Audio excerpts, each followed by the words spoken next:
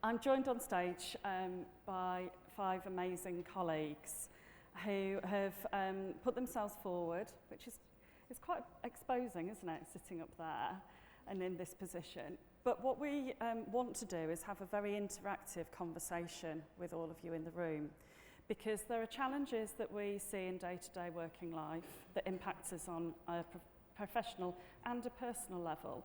And we've heard over the last day and a half about some of those challenges, how there is a disparity and inequality of service access and care, and how that can make us feel. On the flip side, there's many of us in the room that have had really good experiences, but that can make us reflect on, well, why is my experience of work so positive, but my colleague in another part of the country is not having that experience? And therefore, how does that feel for them? But also, what does it mean for their patients? We heard this morning about the challenges of wound care for people that perhaps aren't as visible in society. So our elder population and our homeless population. So those of us that have got well-established services, those might be areas that we've had challenges actually getting ourselves into and supporting, knowing that there's those challenges there. Just last week, the King's Fund published a commentary around the results of the 2019 NHS staff survey. And Michael West was the author of that commentary. He said that chronic excessive workload in the NHS is causing staff stress and illness, and it's resulting in an increase in healthcare professionals quitting the service and therefore patients not receiving the quality of care that they should expect. That in the NHS, sickness absence is twice that of the private sector, and that health and well-being issues affect 1 in 20 of healthcare staff, or 1 in 9 if you expand that to include social care staff as well. He also made the point that was picked up by Susie this morning about the irony of that we work in a caring setting and environment, but actually sometimes we don't feel cared for, or we don't take steps to care for ourselves in those situations. So we've brought together a panel of very experienced nurses to talk about their experiences, both positive and negative. And what we wanted to do is be able to, in one sense, share with you that you're not alone in your good and bad experiences, but also to start this conversation.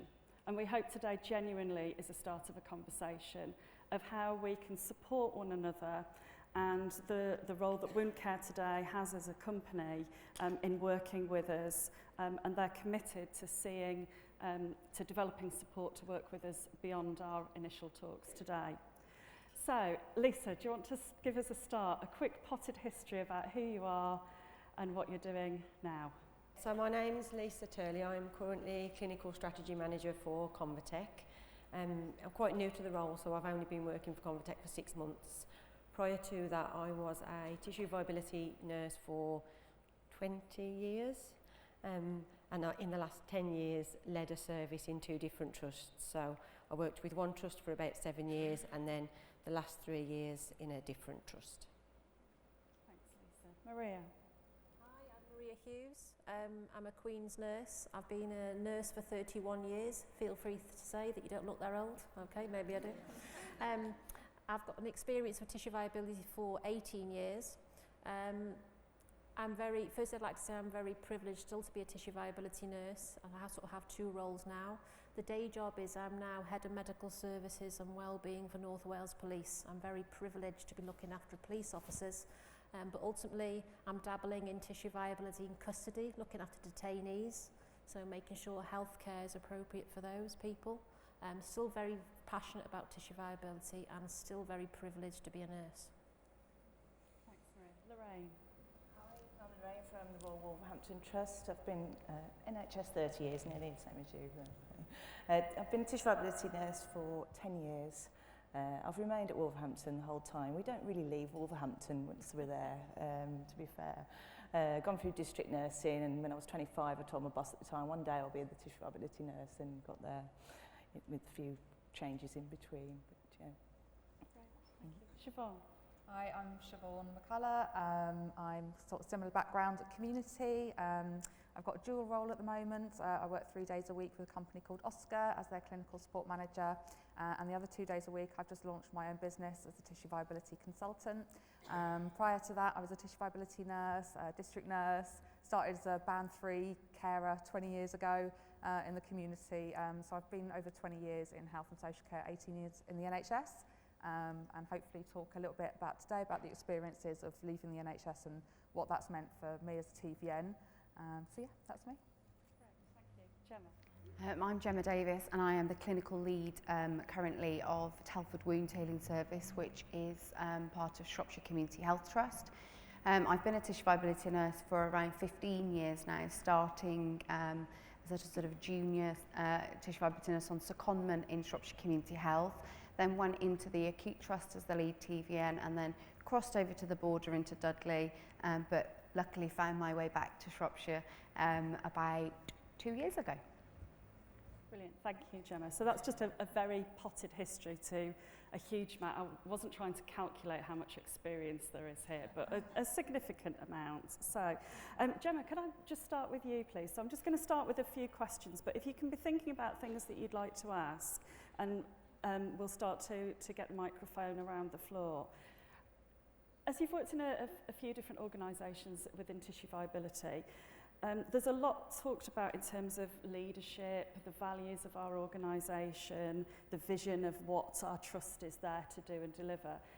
Coming into your current role, how did you feel engaged by that, involved in that, and did you feel how did you feel about it? Okay, so yeah, I think the trust values and vision on paper are the same in most organisations I've worked with. So you know, we'll all be familiar with the treat people with dignity, having one vision, caring for people in the communities. They're always similar but following the same concept. I think I was very lucky when I came back to Shropshire because the Telford Wound Healing Service was a brand new commissioned service. So we follow one of the trust visions that we are innovative and that we provide innovation in practice. It enabled us to bring care closer to home. We definitely all work together. So I think our organisation, our service, the service that I run, is the epitome of the trust values and completely follows the trust vision. We had a visit actually about a year in from the Chief Executive, and she wrote in her Jan's Weekly, as she does, that actually she felt her visit to our service epitomised the trust values and vision. And I think that the service that I'm fortunate to work in very much does care, does work together, does follow the values and vision that I would hope that the organisation want us to do. Yeah. So very positively. Very positive, yeah, good. Siobhan, if I can just turn to you now, can you tell us a little bit about when you came into role and the pressure ulcer project that you joined to do, and how were you aware of the organisation's priorities and how did that marry with your experiences? So the pressure ulcer project lead in my last NHS trust. Yeah. Yeah, I don't know if that lady's still here actually. She was one of your first speakers that was talking about the pressure ulcer journey. I think she was over, she might have left now. But actually listening to her really resonated with where I started. So I came into a trust, I was one of the first pressure ulcer prevention project leads, which is such a mouthful. I just called myself a PUPL at the end of the day. So we had a little PUPL group, and similar to the lady speaking before, I had a 0% avoidable and unavoidable harm. So get rid of all pressure ulcers and you've got 6 months was my my JD. And I was really ambitious and I set myself, before I knew it, I had 16 work streams. I worked on my own in that role, so I kind of lost the team spirit that I had before. And each work stream had outcome measures, weekly audits that turned into monthly audits that went to the CCGs, the local authority, my own manager, and they were all targeted with KPIs, so your key performance indicators. And I was running under that steam for about 3 years. And what I found as a tissue viability nurse, I'm sure you all have had, is that you really want to achieve, and when you start seeing that influence that you're having on better outcomes, that gives you more momentum to carry on. But the problem with that, and I guess what I'd like to share with you today, is just watch out and look after yourself. Don't spread yourself too thin, because when you're working like that, ultimately I had a burnout. It came completely left field. It was the first time I've experienced anything like mental health, and it was completely work related.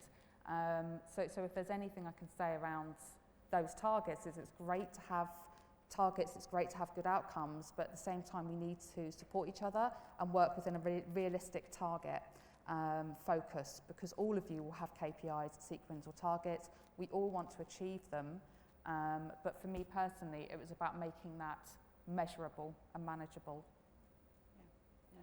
Which kind of leads us on to the next element of it, because it's when you're trying to do those things and you're trying to do the best, how you feel in terms of who's accountable and responsible, because you might be the person actually delivering it or undertaking the audits. But Maria, if I could ask you to reflect on your NHS career, who was accountable and responsible for the role that you delivered, and how did you know about where that accountability and responsibility sat? I think, to be honest, I just believed it all lay with me and my team, mainly me. I was a team of 3. We were a very successful team. We were an award-winning team. I've been lucky to be well published, national awards, and I think it all just really felt like it rested on my shoulders. And very much to Siobhan, it's only when you leave an organisation and a role you realise how much it impacts on you as a person. I got to the point where I was working 14-hour days, so many days in the office, seeing patients, teaching, all the things we do, because I really wanted to deliver a high quality service, and that's what we did. And then I would go home and start missing my exercise classes and sneak in the laptop, hoping Martin wouldn't notice that it's my work laptop and not my home laptop. And then that encroaches onto Saturday afternoon, and then I'll just get ahead of the game on Sunday night. You know, we are all doing this, and I can see a lot of people going, oh yeah, this is me. Do you know what? It really starts to impact on your life and your well-being. And once I left the organisation, I have to say, although I bitterly miss my team, and I miss my community nurses, it is honestly the best thing I ever did. Looking after police officers, it has its own challenges, believe me, but it's great fun. I'm very, very privileged in the role I am now, but my heart does really lie in wound care. So I would say accountability, we do take it all on our shoulders, but actually from an organisation point of view, they just didn't understand succession planning. I don't believe that specialist nurses are particularly valued. I think certainly as tissue viability nurses, we're the fluffy lot that put plasters on people. And you know, I think if I was in a different speciality, I may have been better valued. But you know, I talked about succession planning. I had managers who thought that they could just, you know, bring in a community nurse, God love them, they turn them into a specialist nurse. I would say I couldn't really call myself a specialist nurse at least 5 or 6 years into the role, and you're put in that position. But all I would say is raise your concerns, but please look after you and your family. Lorraine, can you tell us a little bit about how do you know that you and your team are doing a good job? I came into this role and the trust is really going through a massive change. So I was lucky to have different line managers that saw a vision for patient safety. And we designed a strategy to make tissue viability everyone's problem. And that's monitored through several groups like the CCG group and a trust board, etc. From the chief exec downwards, everyone was interested not just in pressure ulcers but actually the chronic wound healing.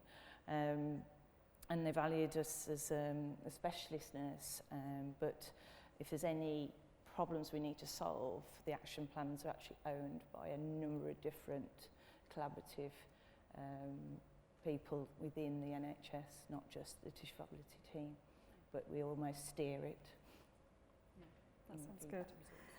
Lisa, can you tell us a little bit about when you were in your last tissue viability job, about who set your objectives and what you were responsible for, and how were you supported to be able to do those effectively?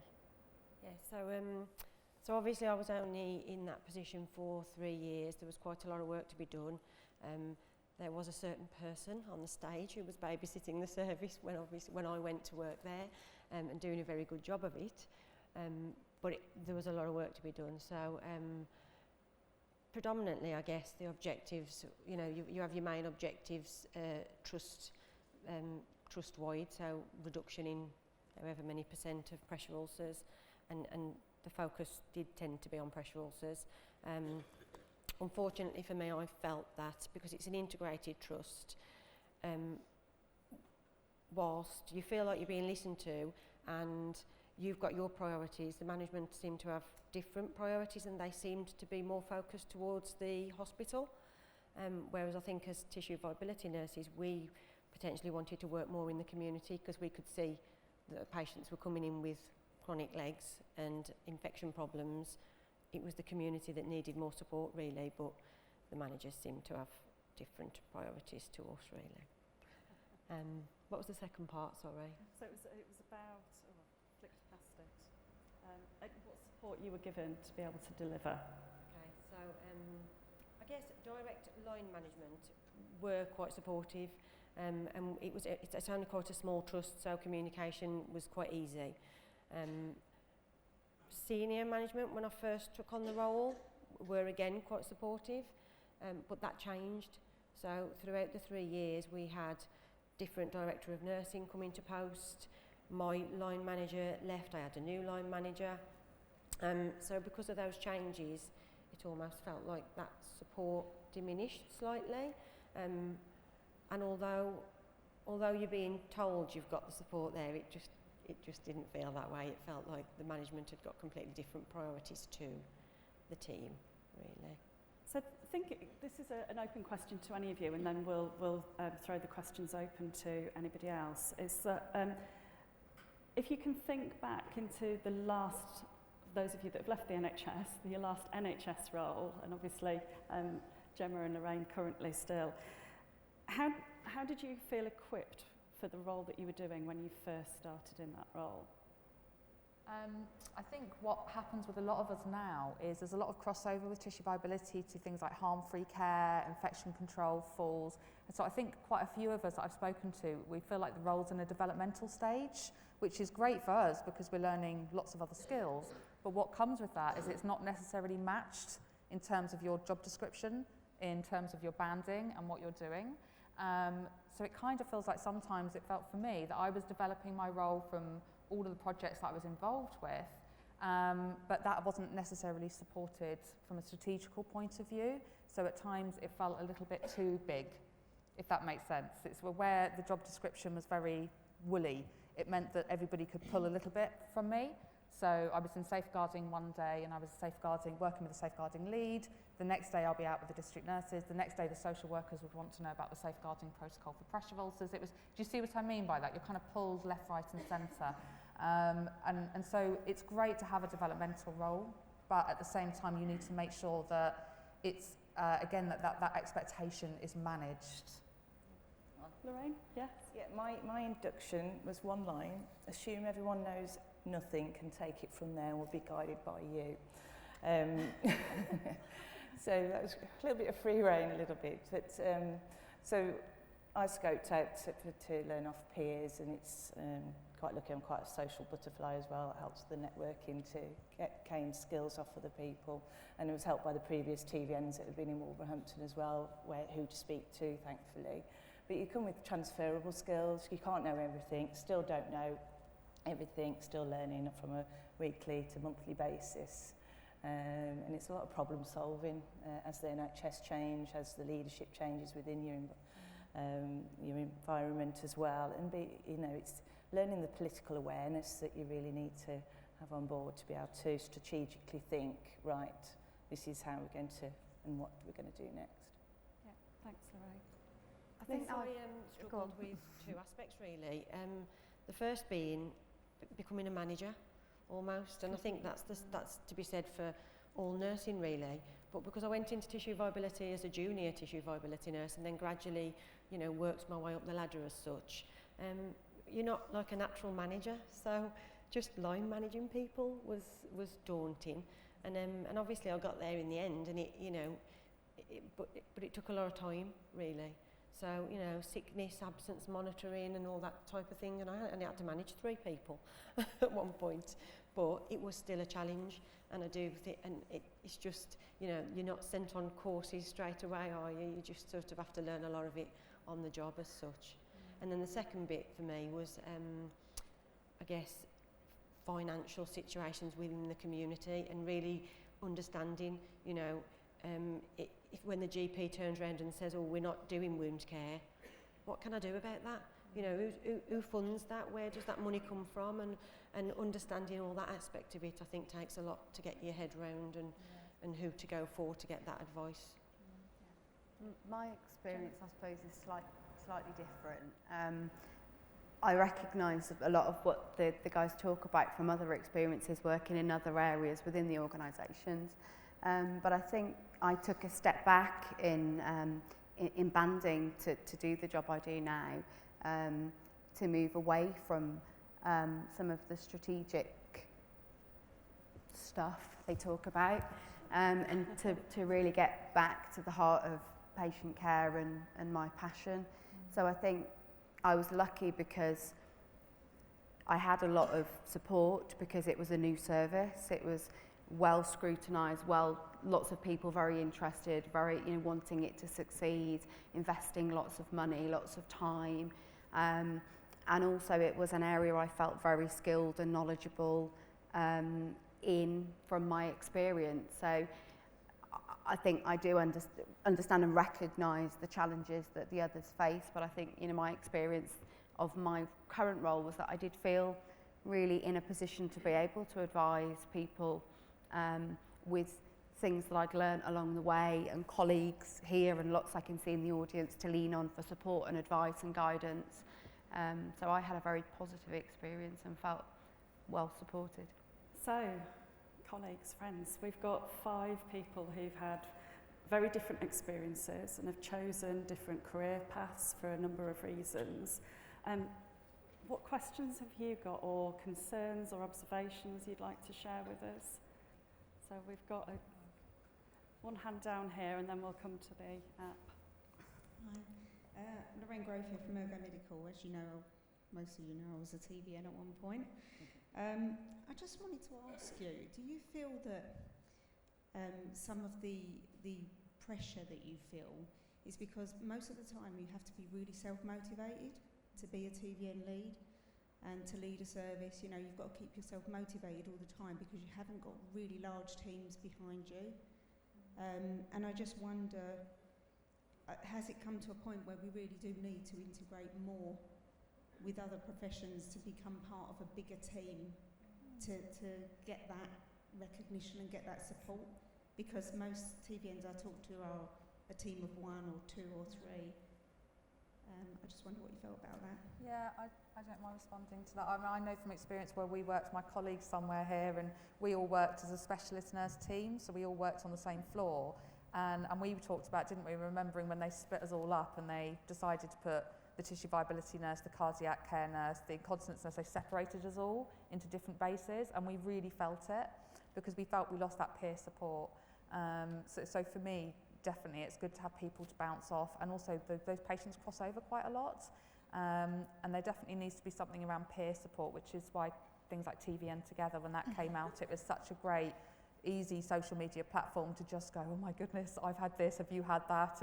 And that in itself gives you that sort of confidence internally. That's how I felt. So yes, working as a specialist nurse unit, not just TVNs, but incontinence and cardiac, for me, I think worked really well. Thanks, Siobhan.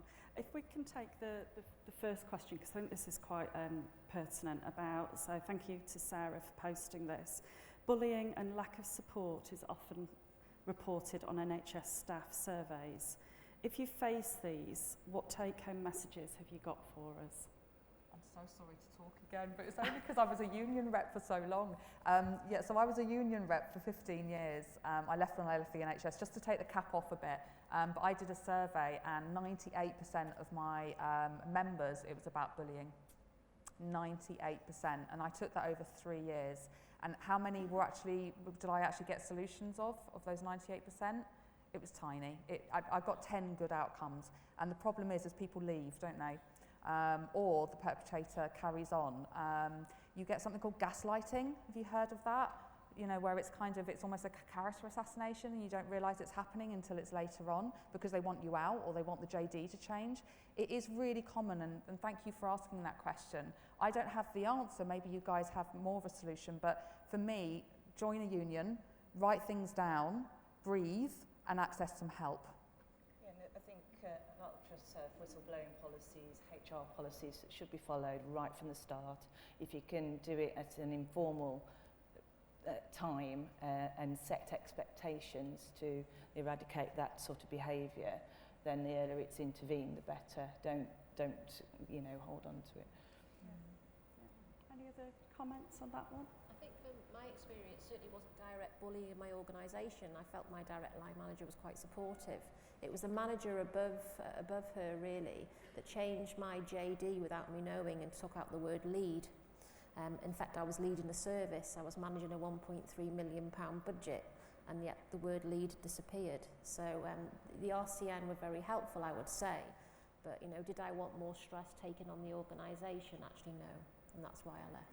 But I think the peer support, and I'm not sitting here to put you off being a TVN. Please be a TVN. It's the best job in the whole world.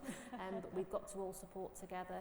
TVN Together is a great forum. If you like social media, we all bare our souls on there really, and share best practice, quality, and we are all in this together. Yeah. So just while we're on that point, we've had a question about novice nurses aspiring to become TVN specialists. Any quick tips? Maybe one tip from each of you. Be keen. Go and spend some time with them. If you can't do it in work time, take a day's holiday. Go on for a few hours after. Be keen, be enthusiastic, be passionate. When I interview people, I don't tend to take too much notice of the JD because they're all pretty similar applications, but the one that's passionate, that's enthusiastic, that's taken the time, that can tell me of a time where they loved a patient and an experience is the one that I'm drawn to. So just be positive and enthusiastic and passionate and love wounds. Love wounds, definitely. If you like a pick and sniff, like I do, you always know the TVN that's waiting because they'll always come along and go, oh, Pseudomonas, or all this, or like, oh, maggots, let me show you that. So you just know, you can kind of see them a mile away.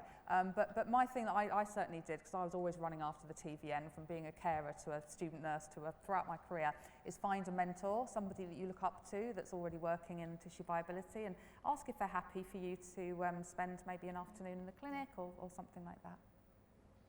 Do you need some background knowledge? We actually do a tissue viability exam before we interview anybody now through previous experience, and just be cautious of people that think speciality will be easier than the generalist wards. It's hard work everywhere, so we do have to flush out people think it's going to come to an easier job. It's just different challenges, but get your experience, particularly community experience really helps as well. For me, I started off as a link nurse. Trudy Young taught me everything I know, and I'm very proud of that. I would say just please be a TVN, start off a link nurse, read all your articles and journals, go and spend some time with them, but ultimately just keep your sense of humour. You've got to keep laughing. I'm going to be really naughty and steal something from a presentation yesterday because the lady was talking about developing yourself, and if you want to go on courses, to go and seek that from your manager, but instead of saying I want to go to develop myself further, use the patient's experience. So pick a patient that you were maybe you wanted to do this, that and the other with that patient, but actually you felt you lacked the skills to do it, and that the impact on that patient was. And I just thought that was a really great tip. Great, thank you. Okay. I've written it down because I didn't want to miss it. As a student, we're taught nursing and clinical skills deemed essential for registered nurses in an academic setting, but 95% of all of our teaching around wound care and tissue viability is done while on placement or once we've qualified. And it's not always done by specialist nurses, it's predominantly as rote learning on preset protocols. What would you, or anybody in the audience, like to see as part of the core clinical skills to ensure that all students are better prepared when we qualify? I've just finished my first year, so kind of looking for some advice. Core skills is understanding the value and importance of a good wound assessment, and then you can work out the pathway you need to select your treatment options, really. Yeah. I think it would be really good if universities engaged with tissue viability specialists as well. I think, you know, academia could really do with getting some clinical expertise more so involved in the curriculum. The feedback we have from our students is that really they don't have an awful lot of wound care at all. So I think maybe as a TVN collective, there needs to be some a joint project. Yeah, a bit of impetus and a bit of push towards the universities and really make them value the role and the responsibility of the TVN to try and encourage that as part of the curriculum. It was a student that came up with the student S-skin. Did you see that? Yeah, I mean, that was lovely being a mentor, and then them showing me. They didn't realise I was a tissue viability nurse. They just met me in the kitchen. They went, oh, look, we've got this thing. And I was like, oh, it's fantastic. So students could come up with what they think that they need as an outcome as well. That's something maybe you could look at for your dissertation. You don't know. Maybe that's the beginning of your tissue viability career. So I think there's that joint approach is good. Yeah. I'd just add be inquisitive, because what you have in your training years and in the rest of your career actually is about how much you put into it, as well as how many people contribute to your education. So just keep asking questions all the way through your career. You've got a question? It's not a question, it's just an addition to just to inspire those nurses who are trying to become a TVN. In our area, we're quite lucky. We have a fast-track program for nurses straight from qualifying, going into tissue viability. So that's money that has become available. So we actually had student nurses, final placement, placed with tissue viability nurses, and then going straight into a band 5 role initially, and then they gain all the skills that they can achieve to allow them to become a tissue viability specialist. And also making use of these free studies that we have, which is what I did to get into tissue viability. I attend all training that is available for free. That's what I did, and then went to my manager and said, look, I'm very passionate about tissue viability. Can you support me in doing these studies? And then I did my degree in tissue viability. From then on, I mean, things went easier because obviously, you know, with that support from manager, it does help. And if there's any free things available, I think take advantage of them. So I've been coming to this wound care today since it started 3 years ago, and I go to every JCN since 2005. I go every year. So those are things that will improve your knowledge. Yeah. And with your experience as well, if you've got any experience, case studies or anything like one of the colleagues said, go to your manager and say, you know, I'm very interested, this is what I've done so far, can you support me into tissue viability? I'm sure they are going to be, you know, happy to support. It's really interesting hearing your experience about actually career development, because I think many of us end up in careers because we're passionate about them, but whether we've had the actual proper development and support to go into those jobs the first time, and every time we're promoted, do we feel that we have the skill set, the knowledge, the supports, the networks to actually help us to be successful? Also, I would say the people that pull us back, because we're so enthusiastic, whether you're a TVN, district nurse, practice nurse, carer in a nursing home. If you love what you do, you always want to do more, don't you? But that can come back and bite you a little bit, can't it? Because your role creeps, the stress levels rise, you don't feel able to put anything down. I think there's a question there. I was just going to add on to that. I was a link nurse on every single ward I was prior to getting a TVN role. And the other thing I would say is keep an eye out for secondments, because that's what I did. So I just literally dipped my toe in, doing a secondment, and just to work out, I always knew I wanted to do it, but it was nice to actually then do the job without actually having to commit. Just in case. I'm fully a TVN now. So. happy to be one of you all. But yeah, keep an eye out for secondments and always be a link nurse if you can. And yeah, I used to be like a puppy for the TVN that was in the hospital. I used to follow them around like a little lapdog till everything that was free. But yeah, that would be my advice. Hello, Alison Schofield, tissue viability nurse, as you know. These are my friends on stage, and I was co-founder of TVN Together, which is our support network some of the ladies have talked about. And just to pick on something that Lisa had said about that, you know, that manage it going into, you know, we're clinical nurse specialists, and then having to go into that management role. And like my team will always say, she could build a conference, but she can't do HR for toffee. Do you think it's important for us to, like, there is a particular module running around business skills in tissue viability, for example, which I attended and found very, very useful, because we do a lot of strategic management, you know, business cases, all that. Do we need more of that to help to support us in the roles, whether we're independent or working in the NHS, or even, you know, the TVNs who work in industry? Well, I guess that's another thing that you kind of have to learn on the job, isn't it, really? So, you know, you approach your manager, I've got this and this issue. Well, you need to put a business case together, and you just look at her as if to say, I ain't got a clue what a business case is. I wouldn't have a clue where to start.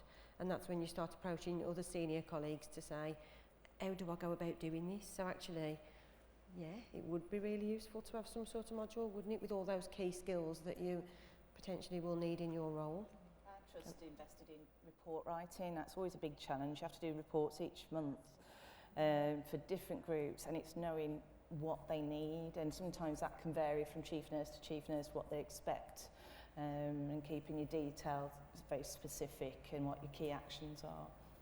So I've just got a couple of questions back on the app, and I'm just conscious of time. I know we spent quite a bit of time preparing this, and there's so many rich stories that we could share with you all. I think there might be a way that we can do it through wound care today, but I'd like you to, all of you, think about what one thing needs to change to ensure the specialist role and the role of tissue viability flourishes going forward. Talk about it from your own experiences, both positive and negative experiences, what you're doing now, what you've done in the past. What would you like to see for those of us that love wounds to make sure that tissue viability flourishes as a profession? I'd like to see tissue viability as a whole as an external agenda rather than just pressure ulcers, and that would really put tissue viability and the role on the map for every trust. I'd like to just see, similar to what Lorraine said, you know, us to be as popular as infection control nurses, I have to say. And, you know, I think we really need to all work together and become this really loud voice. You know, it's great with, like, the Legs Matter campaign is fantastic, and it's all, you know, we're really getting out there now. But I think if we all work together as a collaborative, we can be a really strong voice. If you think about it, in both commissioning world and providers, so NHS care, I'm talking largely, there's a director on the board responsible for infection prevention, isn't there? And so there's that level of knowledge there at that level, whereas for tissue viability there isn't really necessarily, is there? And if you've got a director of nursing who's not particularly interested, or a medical director that's not interested, who else do you go and speak to get that agenda item on there on a regular basis? Other thoughts of what we could change, one thing we could change? I think us to learn from positive examples, always the one to try and bring the positive slant, but you know, there is some amazing work being done out there. There's some really bold, brave commissioning, you know, that I'm part of, but actually why are we seeing brilliant outcomes and bold commissioning in some areas and other areas that even myself within the same organisation don't have that level of care? So I think we need to be really sharing good practice, and I don't mean tissue viability nurses, I mean commissioners, different trusts. We need to be working with each other and sharing good stories and good work and good examples of care. It would be good to have some sort of equity, I guess, really, between different trusts. So, and I know we've spoke about this at many tissue viability meetings, that we all have the same sort of, I guess, priorities and outcomes, and we're all working to the same thing, but with such different resources depending on where you work. So it may be that the Band 8 is leading the service, it may be that the Band 7's leading the service. You know, some areas have one TVN running around trying to do everything, other areas have 6. So it would, I'm not sure how it can ever happen, but it would be good to get some sort of, I guess, standard to say the expectation would be this from a TVN service. Gosh, one thing, it's hard, isn't it? It's like picking your favourite song or something. I think because of my experiences personally in the NHS, I'd love to see tissue viability nurses supported more in their own trusts, really, as we've got peer support here, which is great, and I think it recharges our batteries. But how many of you are trying to do something great in your trust, and you're going into a meeting and you're saying this needs to happen, and they're saying we haven't got the money, we haven't got the staff, it's not going to happen, and you know that that's a negative outcome for your patient. That's what internally makes us get down a little bit. Well, it certainly did with me. When you hear that regularly, that demoralises us. So that's why I think a lot of TVNs are leaving NHS and leaving trusts, because we're getting sick of that feeling. So I don't know what the formula is to improve that, but I know for me that I'd like to see that improved. I'd like to see TVNs inspired again by their job and feeling that they are making a difference and being heard. So it's a biggie, but that would be mine. Thank you. I'm the person being waved at now to be told to stop the session. We could carry on for a long time, and there's some really great questions and comments being posed through the app, so thank you for that. I am sorry that we've run out of time to cover anything else. Please give a really big hand to our colleagues that have joined us to share their experiences today. There is so much more rich learning that we could take from all 5 of you, and the experiences that you've had and the decisions that you've made in your careers. So I know that the audience will join me in wishing you well as you go forwards, and continue with your good work, please. Thank you very much.